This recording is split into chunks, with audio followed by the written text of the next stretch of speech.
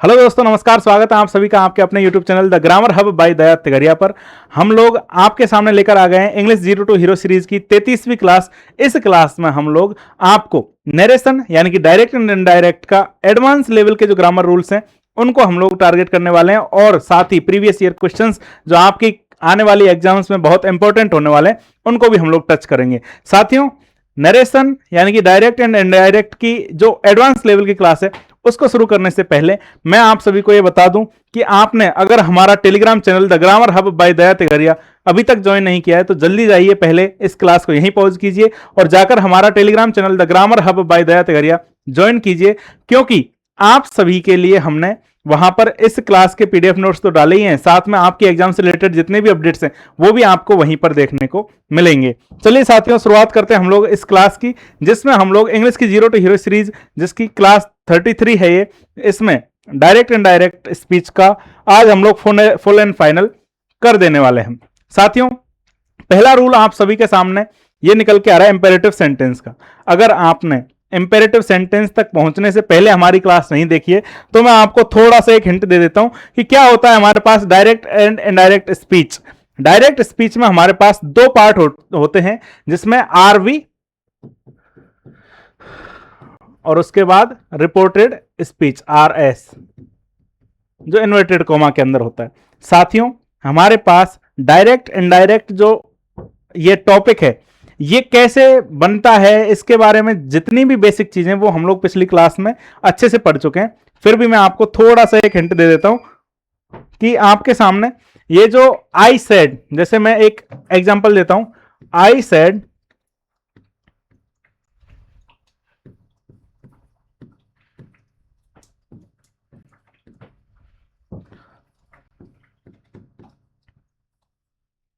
They are going to school.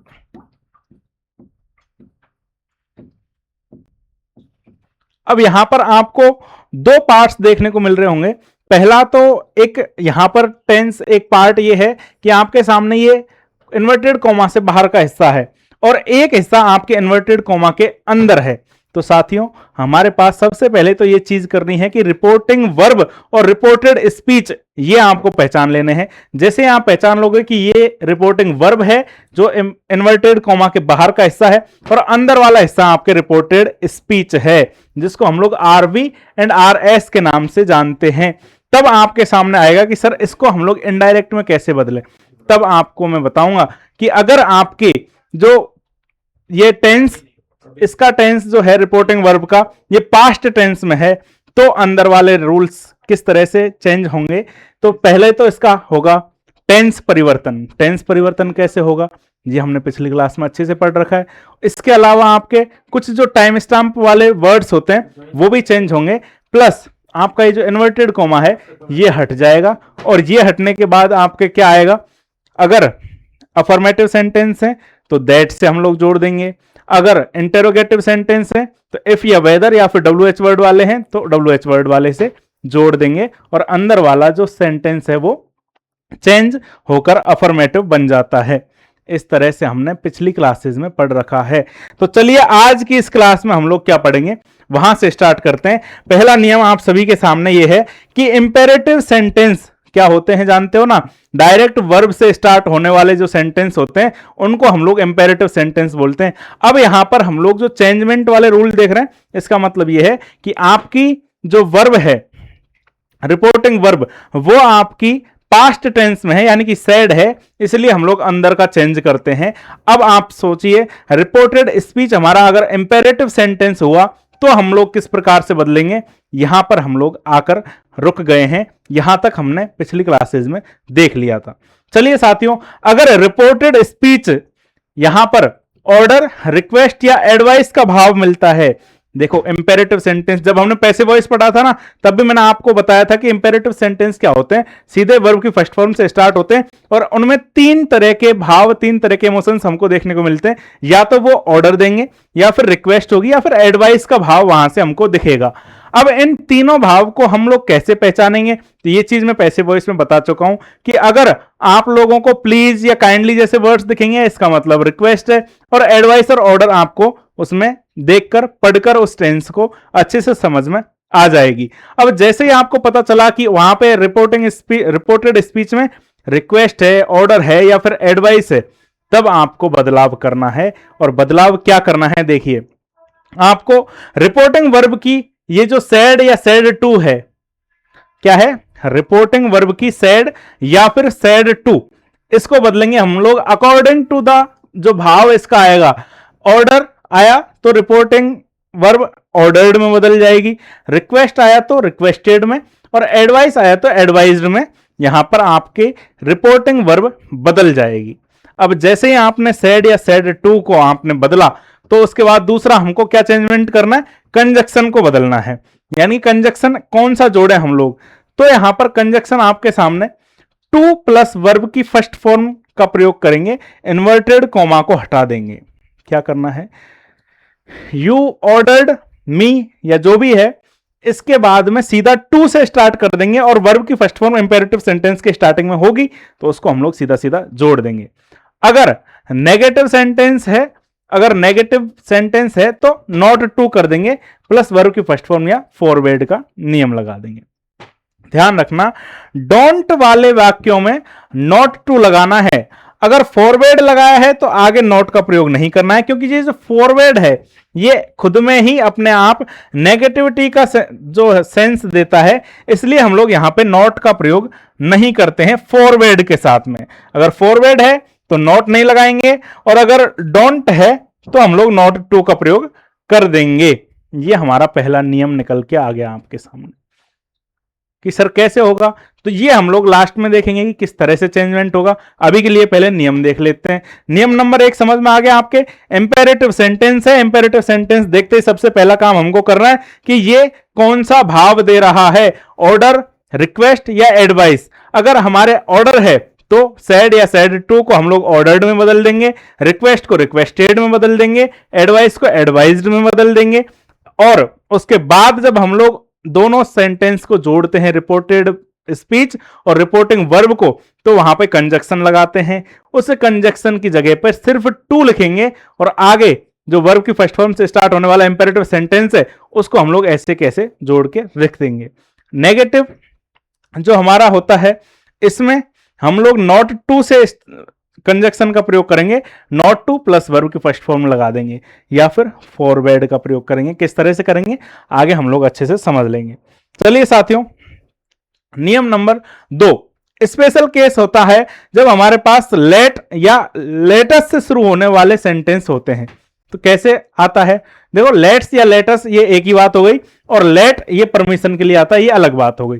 पहला काम हमारे पास कि लेट्स या लेट अस से शुरू होने वाले वाक्य होंगे, तब हमको क्या करना है, तब हमको जो रिपोर्टिंग वर्ब सैड टू है उसको हम लोग प्रपोज्ड में बदल देंगे। किसमें, प्रपोज्ड टू में बदल देंगे।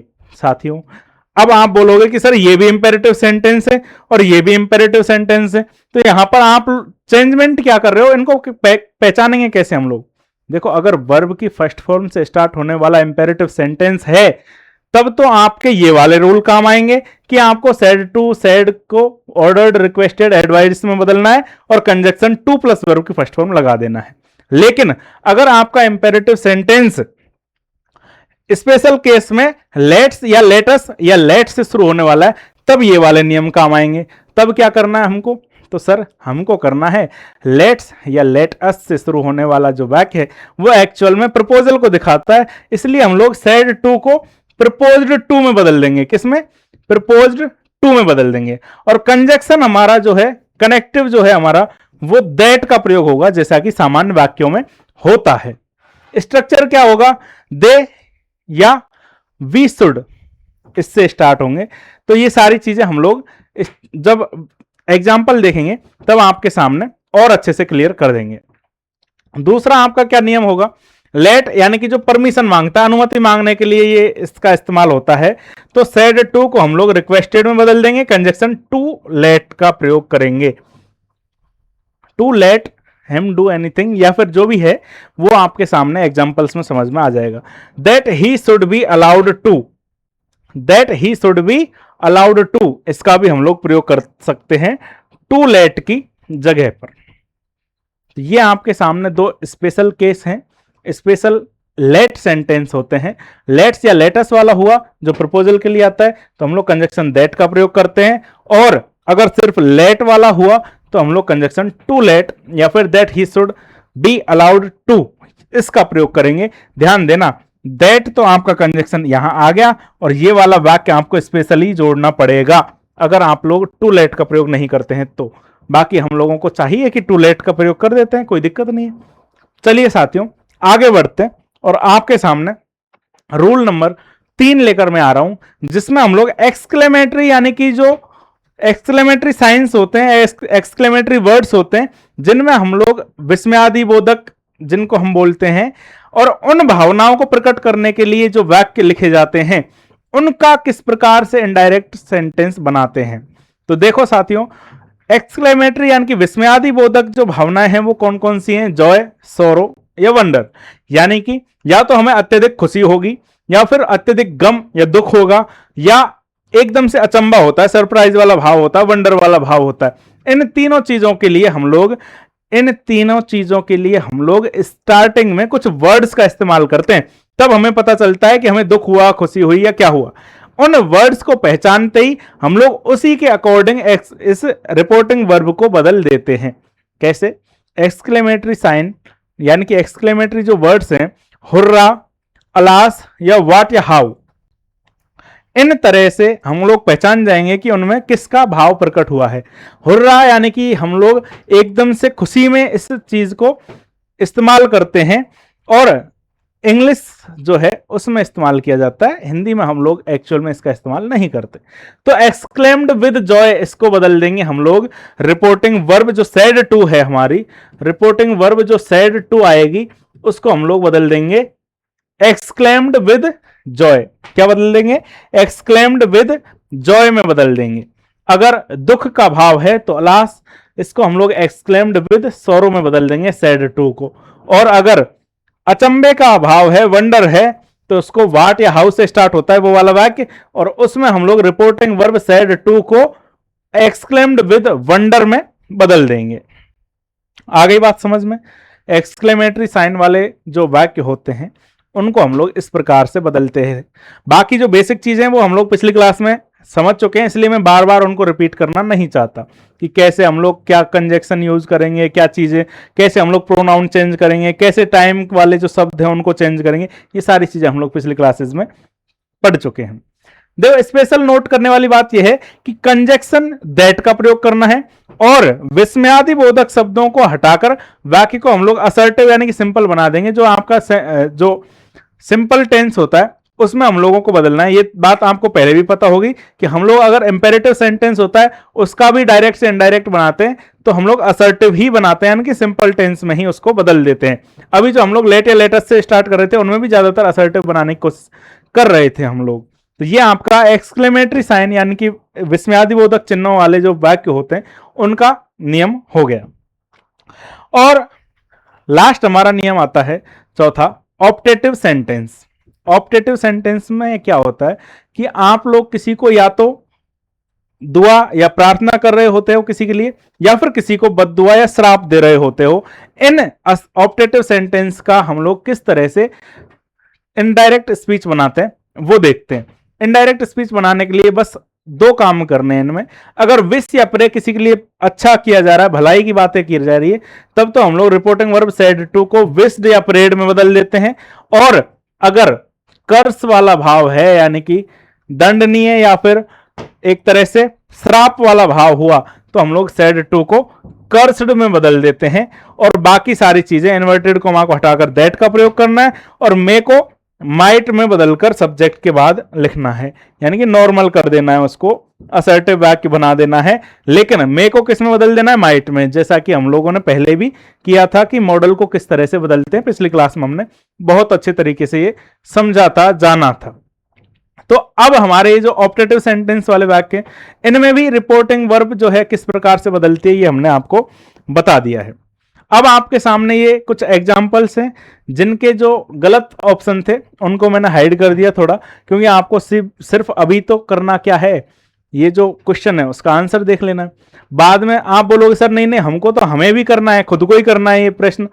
तो इस काम के लिए आपकी एक सीरीज चल रही है 1000 प्रश्नों की, जो बहुत इंपॉर्टेंट आपके प्रश्न होने वाले हैं सभी टॉपिक से रिलेटेड। उन सभी टॉपिक से रिलेटेड प्रश्नों की जो सीरीज है, उस 1000 प्रश्नों की महा मैराथन में आप लोग रोज शाम को 8 बजे लाइव जुड़ सकते हो और उस टेस्ट को लाइव दे सकते हो, ताकि आप लोगों को पता चले कि आपकी तैयारी कितने पानी में है और कितनी सही। तो आपको लगेगा कि सर नहीं, आपने ये वाले ऑप्शंस क्यों हटा दिए? ये वाले ऑप्शंस इसीलिए हटाएं क्योंकि अभी हम लोग सिर्फ थ्योरी पढ़ रहे हैं। अब थ्योरी पढ़ रहे हैं तो सीधा आपको पता है कि टॉपिक कौन सा चल रहा है, तुरंत चेंज कर दोगे। तो ये वाली चीजें आपको समझनी है और आपको आंसर देना है। तो शाम को, रोज शाम को जो हमारी 8 बजे क्लास चल रही है, जिसमें हम लोग लाइव टेस्ट चला रहे हैं, उसमें आपको जुड़ना है और वहां से आप लोग इसको और अच्छे तरीके से समझ पाओगे। चलिए साथियों, the doctor said to the patient don't eat oily food. Don't eat oily food, ये आपके सामने नेगेटिव भाव वाला इंपेरेटिव सेंटेंस आ गया है। और अब आपको क्या करना है? डोंट ईट ऑयली फूड, इसका मतलब डॉक्टर बोल रहा है तो आपको बाध्य तो करेगा नहीं, ऑर्डर तो दे नहीं सकता। डॉक्टरों से सिर्फ सलाह ली जाती है और सलाह ली जा रही है, इसका मतलब सेड टू किस में बदल जाएगा? एडवाइज्ड में बदल जाएगा। तो चेंज कैसे किया हमने? देखो, द डॉक्टर सेड टू की जगह पे एडवाइज, क्योंकि इनडायरेक्ट सेंटेंस है, इसलिए हम लोग इनडायरेक्ट में हम लोग क्या करेंगे? जो कॉमा, इन्वर्टेड कॉमा है, उनको हटा देंगे। तो हटा दिया। Advise the patient not to, not to का जब प्रयोग करते हैं तो आगे दैट नहीं आएगा। The patient not to eat oily food. बात आ रही है समझ में? डोंट को हमेशा किस में बदलते हैं? नॉट टू में बदलते हैं, तो इसलिए बी ऑप्शन सही है। और सी में फॉरवर्ड के साथ नॉट लगा रखा है, इसलिए गलत है। चलिए अगला आपके सामने एग्जांपल, एक्सक्लेमेटरी वाला। He said alas I am ruined, वो बोला दुख के साथ कि वो बर्बाद हो चुका है। तो बर्बाद हो गया है, इसका मतलब वो दुखी है, दुखी है, इसलिए यहां पर अलास वर्ड का प्रयोग किया है। तो यहां से हम लोग स्टार्ट कर रहे हैं। ही एक्सक्लेम्ड विद सोरो, मैंने अभी अभी आपको जो है रूल बताया था। ही एक्सक्लेम्ड विद सोरो that he was ruined। He exclaimed with sorrow that he was ruined। क्योंकि अलास आ रहा है, यहां पे दुख का भाव प्रकट किया जा रहा है, इसलिए हमने यहां पे एक्सक्लेम्ड विद सोरो कर दिया। और उसके बाद मैंने बताया था कंजक्शन दैट का प्रयोग होगा और ही वाज ruined, ये हमने पास्ट टेंस में परिवर्तन करके और पूरा का पूरा वाक्य लिख दिया है। जो प्रोनाउन है वो किस तरह से बदल रहे हैं, टेंस किस तरह से बदल रहे हैं। अगर ये चीजें आपकी समझ में नहीं आ रही हैं तो पिछली क्लास देखो। पहले हम लोग बेसिक पढ़ाते हैं, बेसिक चीजें क्लियर करते हैं, उसके बाद एडवांस लेवल के रूल्स पे आते हैं। तो आज हम लोग थोड़ा एडवांस में चल रहे हैं, तो आपको पिछली चीजें समझनी है, पुरानी वाली क्लास देख सकते हो। आगे हमारे पास तीसरा था व्हाट ए चैलेंज, यानी कि what a beautiful scenery. It is optative वाक्य है, तो वहां पे हम लोग ऑप्टेटिव नहीं, सॉरी, एक्सक्लेमेटरी है। एक्सक्लेमेटरी को चेंज करने के लिए the tourist exclaimed with wonder आएगा, क्योंकि यहां पर व्हाट ए वाला आ रहा है, यानी कि वो अचंबा दिखा रहा है, या फिर विस्मयादिबोधक जो वाक्य हैं उनमें इस तरह से हम लोग परिवर्तन कर सकते हैं। The tourist exclaimed with wonder that it was a very beautiful scenery. The tourist said, "What a beautiful scenery it is." It was a beautiful scenery. Exclamatory sentence को assertive sentence में ही बदलना है। जब indirect sentence बनता है तो indirect में तो हम लोगों को कुछ करना ही नहीं है। डायरेक्ट में हो सकता है वाक्य किसी भी प्रकार का हो, इंपेरेटिव है, चाहे इंटेरोगेटिव है, चाहे नेगेटिव है, चाहे एक्सक्लेमेटरी है, लेकिन इनडायरेक्ट बनाते टाइम उनको असर्टिव ही बनाना है। क्योंकि हम लोग दूसरे आदमी को जब बातें बताते हैं ना, तो उसमें अपने वर्ड्स यूज करते हैं, हम उसकी भावनाएं यूज नहीं करते। उसकी भावनाएं सिर्फ बोल सकते हैं, व्यक्त नहीं की जा सकती, इसलिए हम लोग इनको असर्टिव में ही बनाते हैं। आगे बात समझ में? व्हाट ए आश्चर्य को दिखाता है, इसलिए हम लोग यहां पे एक्सक्लेम्ड विद वंडर का प्रयोग करते हैं। अब देखिए साथियों, आप लोग ये बोलोगे कि सर हम लोग इस इंग्लिश की जीरो टू हीरो सीरीज में आज ही जुड़े, अब से पहले तक क्या हो गया? तो मैं आपको बता दूं, सबसे पहले तो हमने आर्टिकल किए थे, उसके बाद हमने टेंस कर लिए कंप्लीट, उसके बाद सब्जेक्ट वर्ब एग्रीमेंट कर लिया, फिर पैसिव वॉइस भी कर लिया, और आज हमारा नरेशन भी कंप्लीट हो चुका है। तो ये जो इंग्लिश की 0 to हीरो सीरीज चल रही है ना, ये सिर्फ आपके उन कमियों को दूर करने के लिए है। आप अगर कंपटीशन एग्जाम्स की तैयारी कर रहे हो या फिर 10th या 12th में हो, तो बेसिक सी बात है कि आपके पास थोड़ा नॉलेज तो है ग्रामर का, लेकिन जो कमियां रह गई थी उनको दूर करने के लिए हम लोग इस क्लास को लेकर आए हैं। तो आप लोग पहली बात तो एक कोई भी क्लास मिस मत कीजिएगा, क्योंकि रोज शाम को 5 बजे हमारी इंग्लिश की 0 to हीरो सीरीज चल रही है। और अगर आपको अपनी तैयारी जांचनी है, अगर आपको क्वेश्चंस के आंसर देने हैं, तो आप लोग लाइव जुड़ सकते हो हमसे रोज शाम को 8 बजे।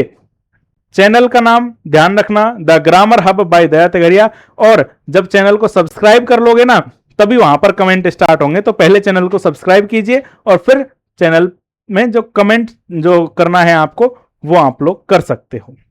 चलिए साथियों, आज की हमारी जो क्लास है वो यहां पर खत्म करते हैं। अगर आपके कोई भी क्वेश्चन है तो आप अपना डाउट कमेंट बॉक्स में कर सकते हैं, और हमारे telegram channel the grammar hub by Daya Tagadiya को ज्वाइन कर सकते हैं, ताकि आपको इस क्लास की पीडीएफ नोट्स आपको मिल जाएं।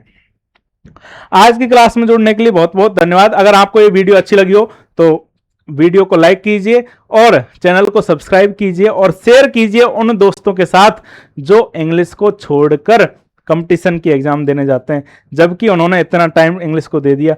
उस टाइम को हम लोग अच्छे से इस्तेमाल करेंगे। तो साथियों, आज की क्लास में इतना ही, मिलते हैं अगली वीडियो में। धन्यवाद। जय हिंद, जय भारत।